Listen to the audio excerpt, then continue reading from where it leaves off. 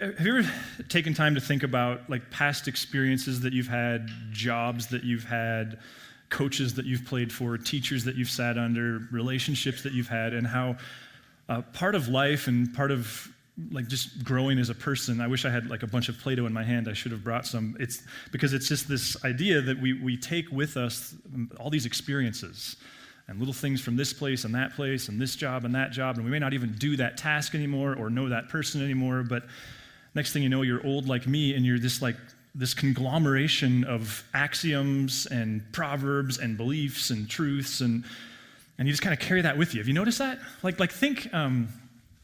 Think about jobs that you've had in the past, whether that was your first job or your second job or one that you had not so long ago, and just, again, the way that there's stuff that you take from that. Like, you don't bag groceries anymore. Maybe you do. But there's still stuff you took from that. In fact, my very first job was at Albertsons at West Park Plaza in Billings.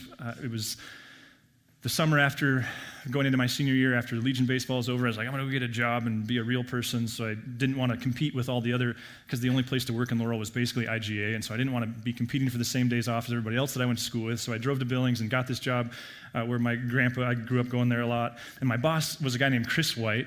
And as I look back on it now, I didn't know it, of course, at the time or even until real recently, I think Chris is the guy who taught me like pride of workmanship and excellence. He's the guy who taught me how to bag groceries, and something as trivial and mundane as that, contrary to what you see at Winco, you don't just throw stuff in the bag until it's full. Like he taught me, you take the cereal boxes and you build walls. So this is, if nothing else, even if you're not interested in Jesus this morning, you'll bag your groceries better when we're done. You build walls on either side, because then when you open, then you put stuff in between there, cans, heads of lettuce, whatever, because then it has a secure structure. So when you open the lift gate of your Subaru, because that's what you all drive, then they don't just come spilling out over the bumper. So he's the one that taught me that. He's also the one that when it was slow, he would grab a couple of the bag boys. Is that what they're still called as bag boys? John, are you still called a bag boy? I'm sorry, I put you on the spot. But he'd pull us into the aisles, and he's the one that taught me how to front shelves. Like on a night where there wasn't going to be a truck coming, he'd give me a feather duster, just like out of the movies, and he would teach us, like, you pull everything forward, and you don't leave it an inch from the front of the shelf. You get it right on the front edge of the shelf, and then you turn every jar of Dill's pickles are facing the exact same direction, so that it looks nice and full and welcoming. And if you're stacking the Campbell soup cans, the labels have the exact same angle. So he's the one that exposed in me my propensity for OCD. And I'm actually really thankful for it, because I think he genuinely is the one that taught me how to take pride in my work and the value of excellence and the value of presentation. So you with me? Like, can you think of jobs that you've had, things that you took? When I was in college, I worked at an engineering firm. So I worked in the materials testing side during the summer, and it was this classic blue-collar, white-collar thing, because you had the lab guys in the back, and then you had the engineers in the front, and my job was to go to construction sites, commercial construction sites, and take concrete samples or soil samples, and I was thinking about that recently. I think that's the job where I learned to talk to big, scary men. As a 20-year-old kid, I think that's the job, and I think even to this day is why I actually really, one of the surprises for me as planning a church has been how much I enjoy connecting with those of you who are 10 and 20 and 30 years older than me, and I think that's the job where I learned that. Like how to walk onto a job site and walk up to a guy who could crush you between his thumb and forefinger and say, hey, dear, kind sir, could I have a wheelbarrow full of concrete, please? Thank you, thank you, thank you, thank you. Oh, and could I get some water also? And then to walk up to him and go, hey, bad news, that concrete didn't pass. Like it takes a certain kind of skill. It's also, this is a little crass, but we're going there. It's year one, right? It's also where I think I learned to hit the urinal.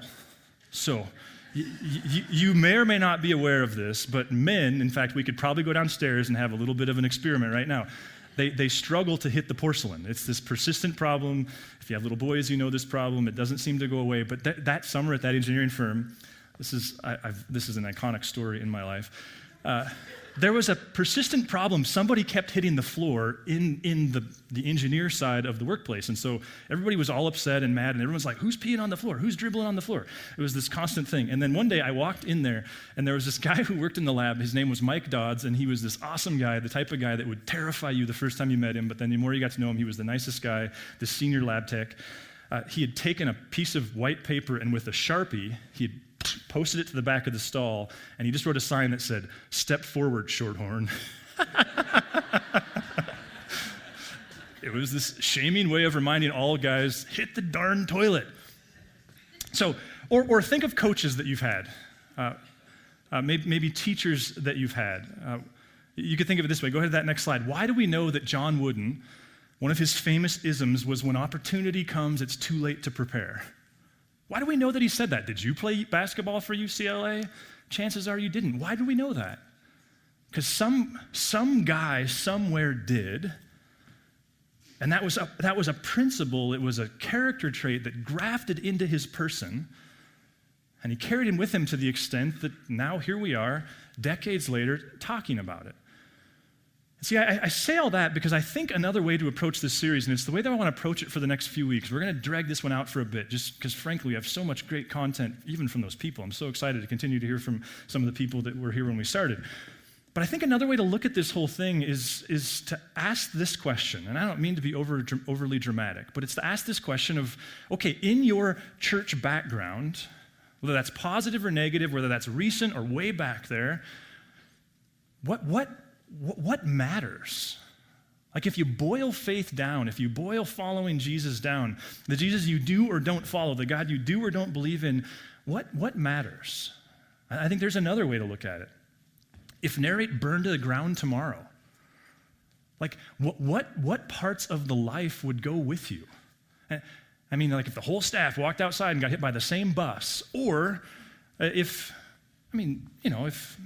Armageddon happened, and I don't mean that so dramatically, but I mean, like, I think we're all aware that life as we know it could go away very quickly, which would mean that life as we practice it here, this form of church, would go away very quickly.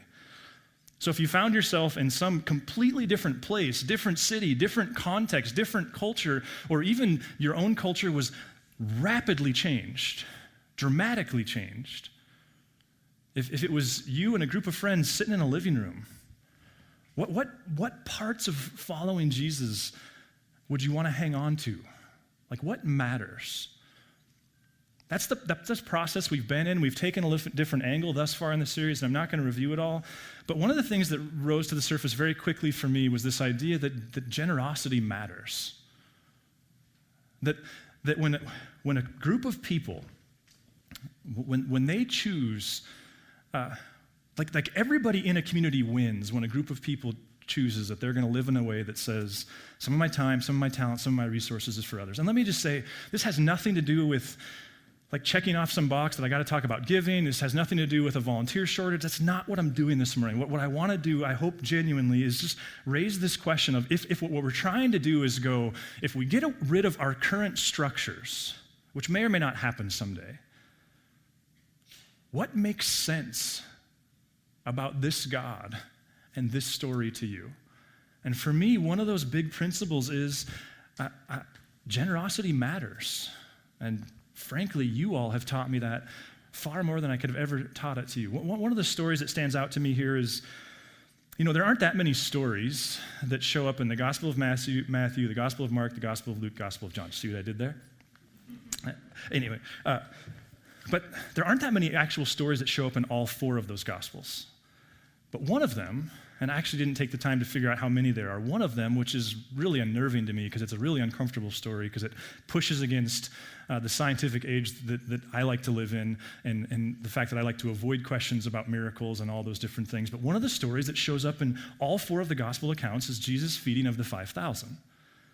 Now, in Mark's version, the Gospel of Mark's version, the way he tells the story and the way he gives us context for the story was there was this moment where Jesus' very dear friend and relative, John the Baptist, was mercilessly killed. And Jesus just had to get away. And so he booked a ticket on Southwest. And then as he was headed there, he grabbed his guys, they're gonna go somewhere. And then it's like someone saw him in the Salt Lake City airport and they're like, hey, we saw Jesus entering a gate that was boarding for LA. And so when he got to where he was going, of course it wasn't LA, just a different part of the Galilee, when he arrived there were thousands of people waiting for him. So here you have Jesus in his humanness, and I think we have to hold on to that he was human. He needs to get away. He needs to somehow make sense of life. He needs to do the hard work of grief. And when he gets to where he's trying to get to, turns out they knew the secret location of the secret cabin. And so there's all these people there. And the text says Jesus looked at them and saw these people as sheep without a shepherd. And part of what Mark's doing, we've talked about this in the past, is it sure seems like he's contrasting a Herod and a Rome who doesn't give a lick about people with a Jesus who does. They kill John the Baptist. Jesus goes to grieve that whole moment, and when he arrives, he still cares about people, even in his greatest moment of need. And so he starts teaching. And of course, he's the teacher, and so his words draw along, and he's Jesus, and so people are glad to listen to him, and it becomes late into the afternoon, even perhaps the evening, and they start to realize collectively, the group of them, this isn't going to be good. These people need some food. But remember, this is an agrarian economy. It's not an industrial economy. There's not this division of labor. There's just you grow and raise your food, and then if you are missing something, you trade it. And so there's exchange where Jesus goes, well, why don't you guys go buy them something? Which is kind of tongue-in-cheek because there were no Walmarts. There's no Winco. You can't just go buy bread. That's not the way that it works. And they say, but it would take half a year's wages. And Jesus goes, well, let's just see. Let's just see what we might find. And Mark tells us all of a sudden that there's these 5 loaves and 2 fish and that Jesus multiplies them and feeds thousands of people. And again, this is the part, I don't know about you, but I frankly struggle to get my brain around this. I think the tomb was empty, so I'm like, okay, Jesus can feed 5,000 people, but still, it's not comfortable for me. John, though, picks up the story in a little bit different way. Watch what John does in chapter 6, and this detail to me is so appropriate. Another of his disciples, so here's John telling the same story, and as we know, stories are told from different angles with different details that matter to different people. Another of his disciples, Andrew, Simon Peter's brother, spoke up. So now we get a little more insight into the specifics, but watch this. Here's a boy with 5 small barley loaves and 2 small fish, but how far will that go among so many? Simple story. A kid, and I think it's appropriate, don't you, that it's a kid, faced with this massive need, much bigger than any of them, goes, well, I don't got much, but yeah, here's 5 loaves and 2 fish. And God picks that up, Jesus picks that up, and suddenly needs that are way bigger than the sum of the parts are met. And I just wonder if in our pursuit of overly sophisticated, intellectualized faith, and I know that I'm prone to that as anybody, if it's good to remind ourselves that part of what keeps coming us back to Jesus is the way he draws us to generosity, and that this simple little story tells the story. It reminds me of Moses. Think of Moses. We know of him as this great, iconic, massive leader. But think of actually the way his story played itself out. And this is one of my all-time favorites. But here he is in the wilderness at 80 years old. He stumbles upon a bush that's burning. God says to him what? I've heard the cries, and you're the guy. And Moses is like, you don't understand. I can only bench press 80 pounds. Like, I'm not your guy. And God says what? Not here's a steroid. He says what? I will be with you. Is that not the story of generosity that you've experienced in Christ? And if you've not experienced that yet, I sure hope you do relatively soon if you're still checking Jesus out. A guy who's like, I don't offer much, God. Like, I don't bring much to the table, but there's this sense that if I just give you what I can offer, that you'll use that for greater needs still. Think of Mary, one of my other very favorite stories. Jesus' mom. Part of what I love about Christmas is the uncomfortable nature of the story of Jesus' mom. A 13-year-old girl, I think, because what we know from Jewish culture is that girls were married shortly after their first menstrual cycle. So she was probably in her 13. She'd had this marriage arranged. She was engaged to Joseph. Excuse me. She could see the way it was headed. Like, she saw her life. She could look out ahead, and she'd love it, hate it, we don't know, but her life was mapped out. She was headed in a direction. She was a good Galilean Jewish girl who was going this way. And then an angel showed up and said to her what? Hey, looking for a womb. Right? I mean, don't need a lot, but would sure love a womb. And she goes, okay, give me a year. I'm about to be married. And God goes, We're going to do this differently. You're going to stay a virgin. And again, part of what just is confounding to me about the Mary story is, on the one hand, I think she, as a Jewish girl, would have fully and quickly embraced the opportunity to be the mother of the Messiah. But on the other hand, there's got to be a human component where she started connecting the dots and going, wait a minute, so what you're saying is in a few months there's going to be a bump, and then I've got to tell my parents, no, sorry, Mom, no, I really was hanging out with friends that night. I wasn't at Joseph's house. I'm not pregnant. And then I'm going to have to tell them, I am pregnant, actually, but I'm still a virgin. Might be easier to just convince you that I'm just putting on some pounds. I don't know. And then she's got to go to her fiance, who has some pretty crazy rights over her already, and say, hey, I'd love for you to not push me into a life of prostitution. I'd love it if you'd still marry me, but I've got to confess, I'm pregnant, and it's not yours. That's the good news. The even better news, it's God's. It's crazy.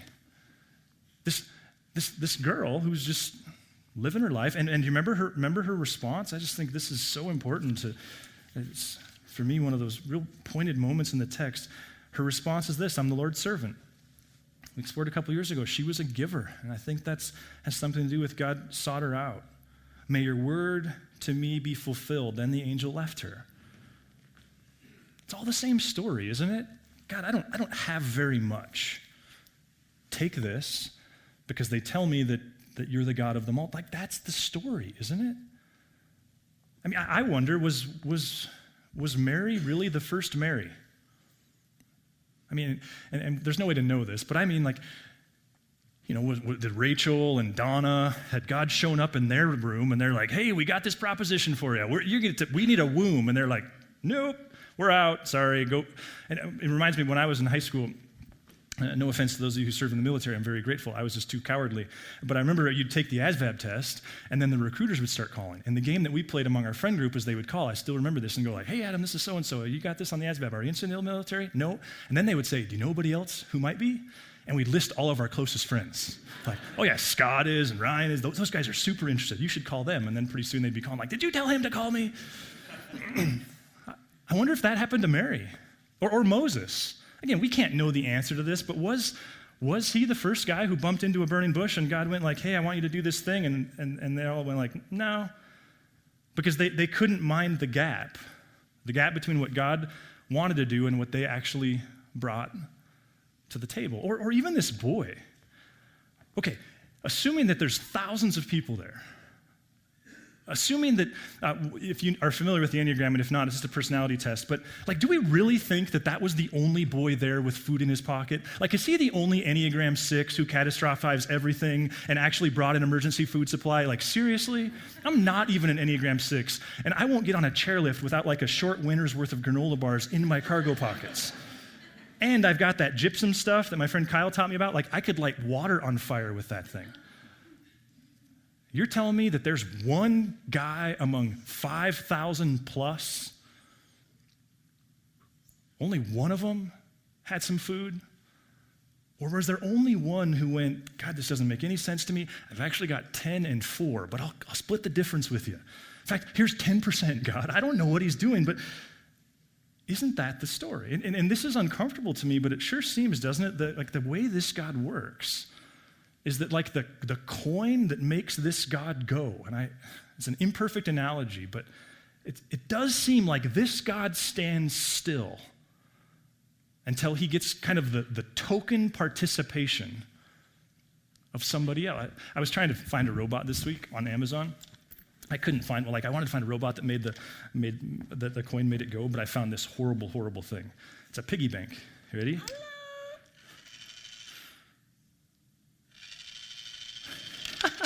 Is that not the worst thing you've ever seen? If it's anybody's birthday, I've got a gift for you this week. Isn't that the way generosity goes?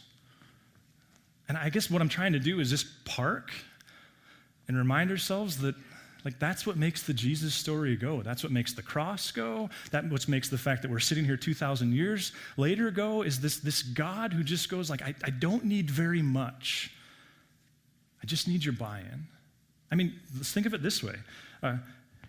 Can you imagine if You know, if Marley hadn't said like, yeah, I'll skip youth group this week and practice and rehearse, aren't you glad that she's like, I can do this? And that Anna stepped up and went like, I can lead and I can go to rehearsal. And the whole band, Teresa and Caroline and Lori and Rob and Zach, that's what makes this whole thing go, isn't it? Ed back there on sound. We've got a middle schooler in the light booth this weekend. That's awesome. Kim in the booth, the ushers, the people who made coffee. And that's just this thing. That's just an hour on Sunday. What if the movement of God is predicated upon people going, Lord, I don't feel like I got much, but here's my 5 loaves and my 2 fish. And as we think about what does it mean to live in this faith story, no matter what the model is, no matter what the church is, do we do well to remind ourselves that when people learn to share some of what they have, God wins and community wins? Here's one of the other ways you could think about this is, and if we were having coffee, this would be the question I'd ask is, what are those iconic kind of just solidifying stories in your life that just left you believing like this generosity thing, this setting aside some of my time, some of my resource thing, this is the right way to live?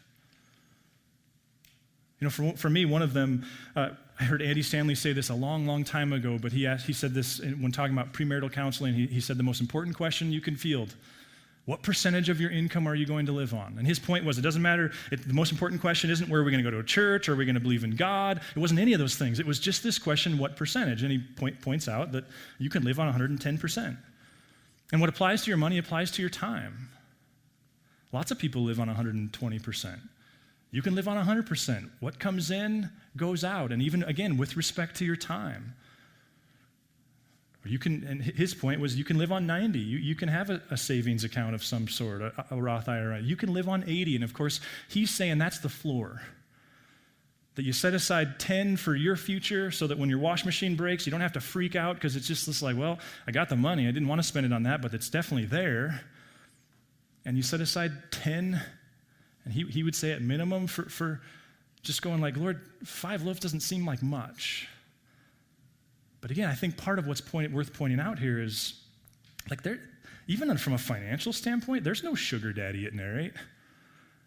Contrary to what you might think, there's not a single family or a trust fund floating this thing. It's astounding to me that we exist with a $500,000 a year budget. And again, this isn't about giving. We don't have a shortfall. That's not my point here.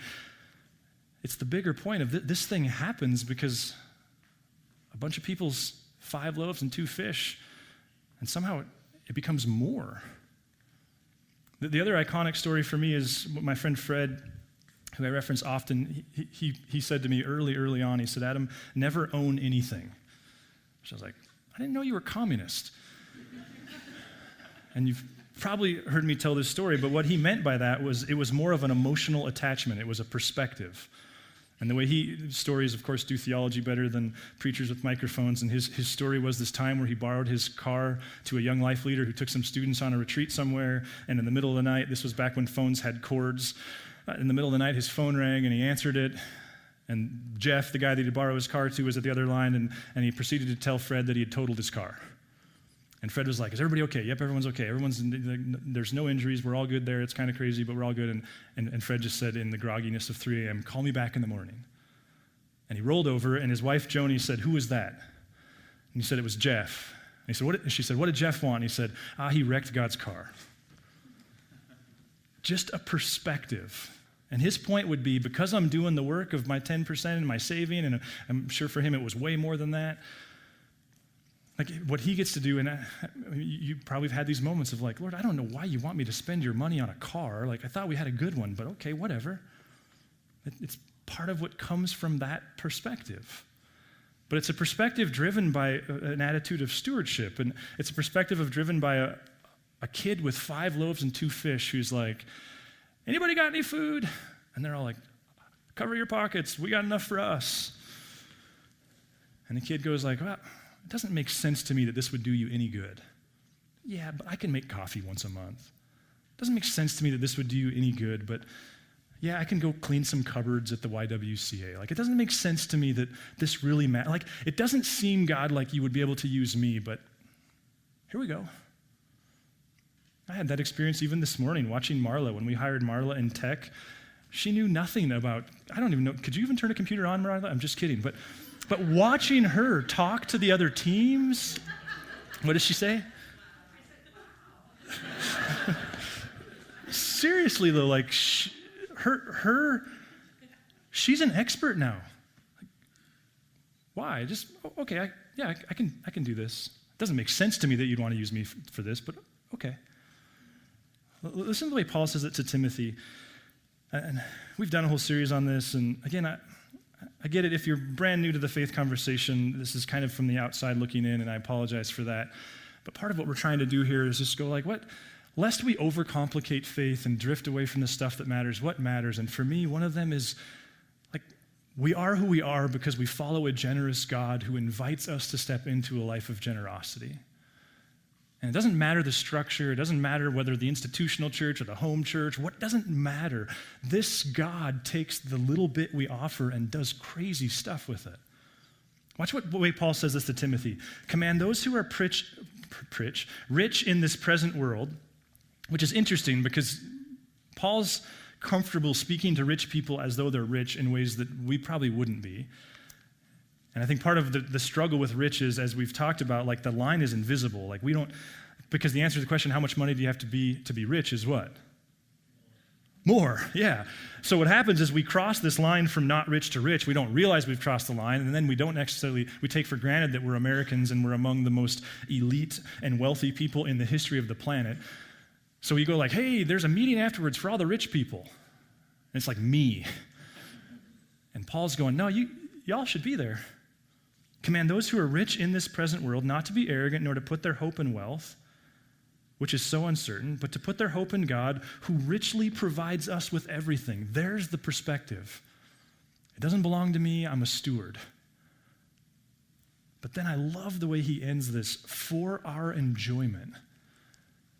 Christians have this tendency to go like, okay, so where's the line between good car and bad car? Like, how big of a house can you have? Paul seems to push away 2,000 years ago against that whole notion, and just, he observes like, no, God gives you stuff to enjoy it. It's for your enjoyment. Command them to do good, to be rich in good deeds, and to be generous and willing to share. What if the story is in some ways that simple? And what if we don't have to claim to be exclusive in our generosity? We can celebrate the generosity of people who don't agree with what we believe, but we recognize that the cross and everything else about this movement is predicated upon a generous God who invites us to step into a life of generosity. So I guess my question to you is, what value do you place on generosity? Do you even buy that it's actually one of the secrets? And I think as much as that, I guess I just want to like drive a flagpole into the ground and say, if you're asking me to commemorate the last 10 years of being a church, if there's a legacy that you all have conveyed to me, if there's a legacy that I think embodies this place, it's that of generosity. And I guess I'm begging us to hold tightly to that flag. That this isn't ultimately a story about perfect orthodoxy, and it's not ultimately a story about perfect morality. I love the way Chase said it. It's ultimately a story about a bunch of beggars, desperate for grace in their life, who in turn reciprocate that grace by going, boy, Lord, I don't even know that I have enough for me, but here you go. I'm going to give you some of what is yours in my time and talents and resources. And I think when people live that way, everyone wins. And if this is a brand new concept for you, you're probably sitting next to someone who brought you, who lives this way. Have that conversation. And if you'd like to talk with someone from the staff about what it would look like to do that, then please, by all means, that's what we do. We do lunches and coffees every day, and we would love to have that conversation. But more than that, I say, hey, thanks. Thanks for embodying the part of God that's predicated upon a boy with 5 loaves and 2 fish. I'd like to pray for you. God, Thanks, Lord, that the way you do math, Lord, just doesn't often make sense. That you could and that you won't without is a weird concept. And yet, we're grateful for the chance to be participants in what you're doing. We're grateful for the chance to find purpose beyond what we buy and just the commercial world that we live in. And God, I would just ask, would you continue to incite in us a desire to live generously in the many forms that opens up? Amen. If you would like to engage further with Narrate Church, you can find contact information online, www.narratechurch.org. We would love to hear from you.